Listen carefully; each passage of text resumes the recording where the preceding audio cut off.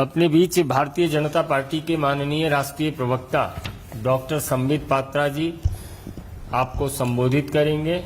बगल में है अपने राष्ट्रीय प्रवक्ता माननीय प्रेम शुक्ला जी। मेरा विनम्र निवेदन है माननीय संबित जी से कि आपको संबोधित करें। माननीय संजय जी को बहुत धन्यवाद। आदरणीय प्रेम शुक्ला जी को नमन। आप सभी बंधु भगिनियों को बहुत धन्यवाद कि एक शॉर्ट नोटिस में आप यहां आए हैं और इस गंभीर और महत्वपूर्ण विषय में इस प्रेस कॉन्फ्रेंस को अटेंड कर रहे हैं। बंधुगण, बलात्कार या रेप एक बहुत ही दुखद घटना होती है, बहुत अनफॉर्चुनेट होता है। जितनी भी इसकी निंदा की जाए, जितनी इसकी भर्त्सना की जाए, उतना वो कम है।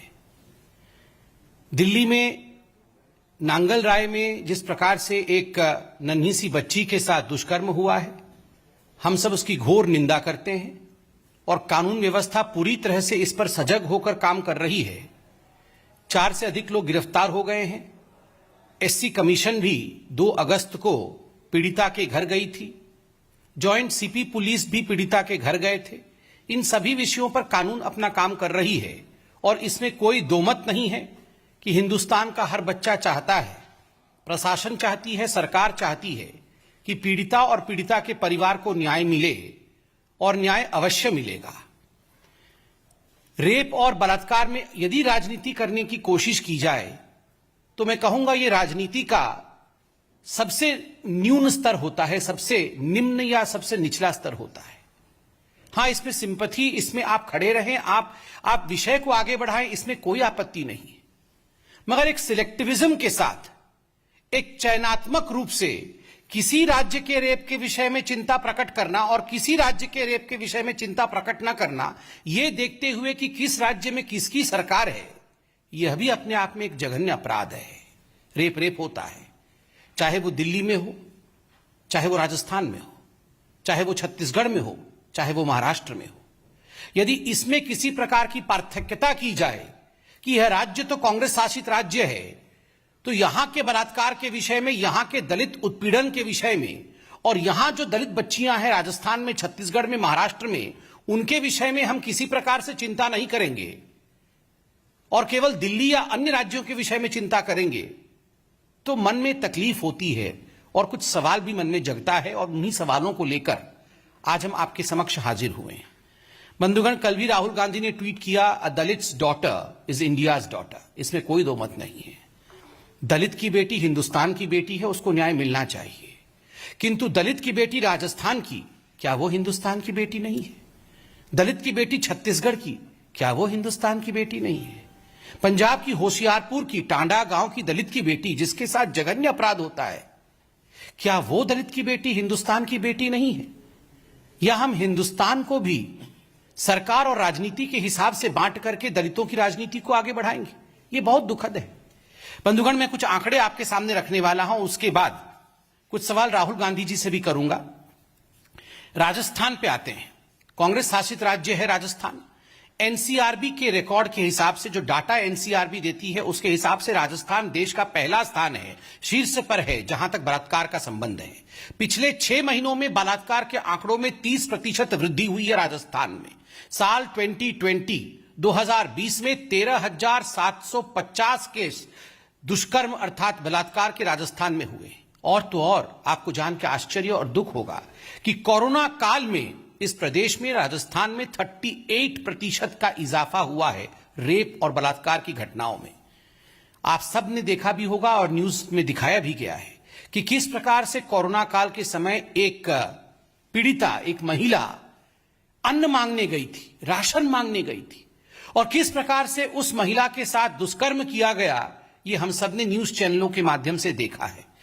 और मैं एक महत्वपूर्ण न्यूज आर्टिकल दिखाऊंगा आपको ये आर्टिकल देख के आपका दिल दहल जाएगा। ये आर्टिकल है राजस्थान में, ये आर्टिकल का जो शीर्षक मैं पढ़ रहा हूं, गहलोत सरकार ने विधानसभा में दिया जवाब। रेप के झूठे मुकदमे दर्ज कराती है शेड्यूल कास्ट महिलाएं, सामाजिक संगठनों ने जताया ऐतराज। गहलोत सरकार ने विधानसभा, पिछले समय जब विधानसभा का सत्र चल रहा था, उसमें जब बलात्कार के विषयों पर चर्चा की गई और जब भारतीय जनता पार्टी और अन्य पार्टियों ने वहां पर इस विषय को पटल पे रखा तो यह सोचकर भी मन सिहर उठता है कि जो जवाब गहलोत सरकार का था कि जो शेड्यूल कास्ट महिलाएं, एससी महिलाएं, दलित महिलाएं होती हैं वो झूठी केसेस दर्ज कराती हैं, इसलिए एनसीआरबी के रिकॉर्ड में संख्या में इजाफा हुआ है। और इसमें आपको जान के आश्चर्य होगा कि विधानसभा के पटल पर उन सारे एनजीओ और उन सभी दलित संगठनों पर भी उंगली उठाई गई थी जो दलित अधिकारों के लिए लड़ाई लड़ते हैं। नतीजा यह रहा कि राजस्थान के कई दलित संगठनों ने इस पर आवाज उठाया था। यह आर्टिकल आप देख सकते हैं, इसकी प्रामाणिकता मैं आपके सामने रखता हूं। ठीक उसी प्रकार अब राजस्थान के कुछ विषयों को मैं आपके सामने रखूंगा जो हमारे दिल को दहला देंगे और किस प्रकार दलितों के साथ वहां बलात्कार होता है, जिसको कांग्रेस पार्टी, प्रियंका गांधी और राहुल गांधी जिसको नजरअंदाज करते हैं, यह विषय मैं आपके सामने रखूंगा। 26 जनवरी 2021 नागौर रेप केस, दलित महिला के साथ दरिंदगी, प्राइवेट पार्ट में डाली बोतल, आरोपी गिरफ्त से बाहर। ये नवभारत में छपा था, मैंने डेट भी बताया 26 जनवरी 2021। एक दलित महिला के प्राइवेट पार्ट में किस प्रकार से बोतल डाल के उसके साथ जघन्य अपराध किया गया। क्या राहुल गांधी उनके घर गए? नहीं।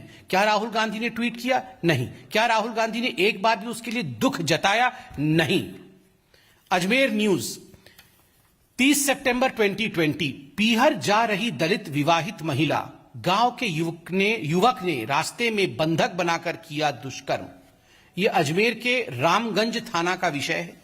एक दलित महिला अपने पीहर जा रही थी, ससुराल जा रही थी, रास्ते में रोक करके दुष्कर्म किया गया। किसी ने इस पर ट्वीट करना जरूरी नहीं समझा, किसी ने इस पर बातचीत करना जरूरी नहीं समझा। तीसरा, हिंदुस्तान अखबार में छपा हुआ खबर 25 जुलाई 2021, हाल फिलहाल की बात है। राजस्थान के बाड़मेर में दलित बाप बेटे के हाथ पैर तोड़े, गालियां दी और फिर पेशाब भी पिलाया गया। बाप बेटे को, पिताजी और बेटे का नाम भी यहां लिखा गया है, रामचंद्र मेघवाल और रमेश बाड़मेर।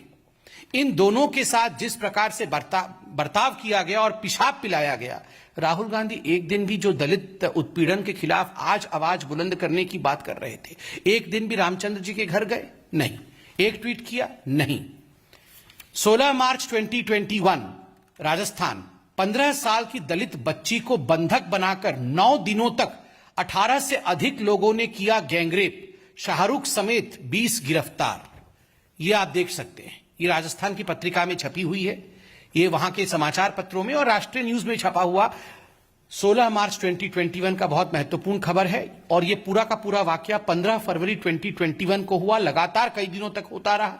18 दरिंदे रेप करते रहे। ये किसका? 15 साल की एक दलित बच्ची का। कोटा से उस बच्ची को झालावाड़ लाया गया था और यह दरिंदगी उसके साथ हुई। मगर एक आवाज कांग्रेस के किसी नेता, ना प्रियंका वाड्रा ना राहुल गांधी, एक आवाज इस पर बुलंद नहीं किया गया।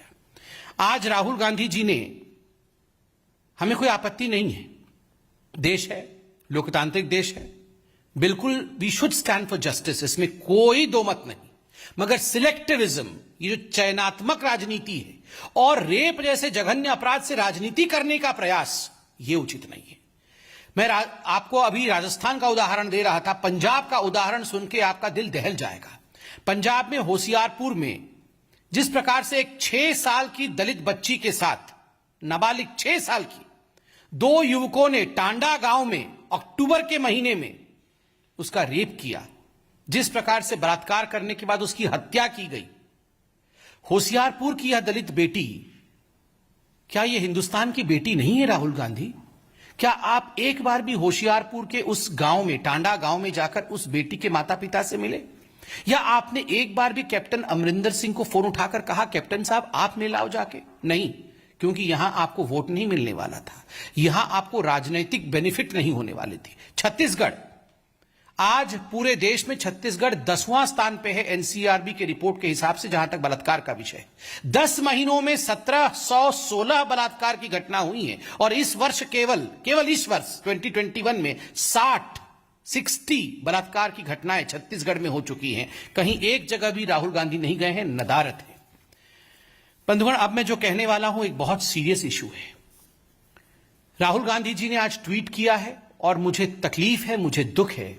राहुल गांधी जी ने बहुत ही गैर जिम्मेदाराना व्यवहार दिखाया है। अपने ट्वीट में उन्होंने उस दलित बच्ची के माता पिता के फोटो को ट्वीट किया है। यह गैर कानूनी है।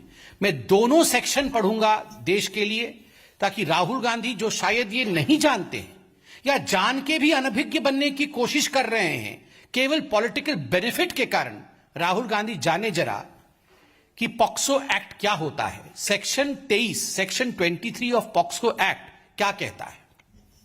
उसका दूसरा प्रावधान कहता है, no reports in any media shall disclose the identity of a child including his name, address, photograph, family details, school, neighborhood, or any other particulars which may lead to disclosure of the identity of a child. बहुत स्पष्ट रूप से कहा जाता है कि ऐसा कुछ भी तथ्य उस बच्चे या बच्ची का आपको डिस्क्लोज नहीं करना है जिससे कि उसके आइडेंटिटी का दुनिया को पता चले। उनके घर के आसपास का भी तस्वीर नहीं होना चाहिए, ना उनके घर का होना चाहिए, ना उस स्कूल का होना चाहिए, ना नेबरहुड का होना चाहिए, और परिवार का तो कतई नहीं होना चाहिए। उसके आगे क्या कहती है पॉक्सो एक्ट? आगे एक्ट कहती है, द पब्लिशर और ओनर ऑफ द मीडिया और द स्टूडियो और photographic facilities shall be jointly and severely liable for the acts and the omission of his employ. कि आपने अगर फोटोग्राफिक डिटेल डाला है तो आप सिवियरली लायबल होंगे। कोई ऐसी वैसी बात नहीं है, सिवियरली लायबल। यह सेक्शन 23 था। Section 74 of the juvenile justice care and protection of childrens act, ये तो पॉक्सो एक्ट पढ़ा मैंने, अब जुवेनाइल जस्टिस एक्ट क्या कहती है? Section 74, title, prohibition on disclosure of identity of children, description, no report in any newspaper, magazine, news sheet और audio visual media और any other form of communication regarding any inquiry or investigation or judicial procedure shall disclose the name, address or school or any other particular which may lead to identification of a child in conflict with law or a child in need of care and protection or a child victim or witness of a crime involved in such matter under any other law for the time being in force, nor shall the picture of any such child be published, provided that for reasons to be recorded in writing, the board or committee, as the case may be, holding the inquiry may permit such disclosure. इसमें आगे बहुत कुछ लिखा गया है और लिखा गया कि पनिशमेंट कितनी होगी, लायबिलिटी क्या होगा। आपने यहां माता पिता दोनों का ही जिस प्रकार से फोटो ट्वीट किया, क्योंकि वो एक पब्लिशिंग प्लेटफॉर्म है, वो एक प्लेटफॉर्म है कम्युनिकेशन का, वहां आपने जिस प्रकार से ये फोटो ट्वीट किया है माता पिता का, स्वाभाविक रूप से आपने उस बच्चे के फैमिली की आइडेंटिटी को चौराहे पे डाल दिया है। माता पिता दलित हैं, मैं बिल्कुल समझ सकता हूं, माता पिता को यह सब बताया नहीं गया होगा कि एक्ट में क्या लिखा है, सेक्शन 74, सेक्शन 23, बेचारे गरीब लोगों को आप यूज कर रहे हैं अपनी राजनीति के लिए। This is using Dalit and the poor for furthering your own political agenda. माता पिता इन एक्ट्स के बारे में जानते नहीं जानते वो अलग विषय है, आप तो जानना चाहिए था Rahul Gandhi. You should have known these acts. You are a parliamentarian since many years. You call yourself a responsible politician, but you have kept the rules of the law at bay in order to further your political aspirations. ये किस प्रकार की बात है राहुल जी? और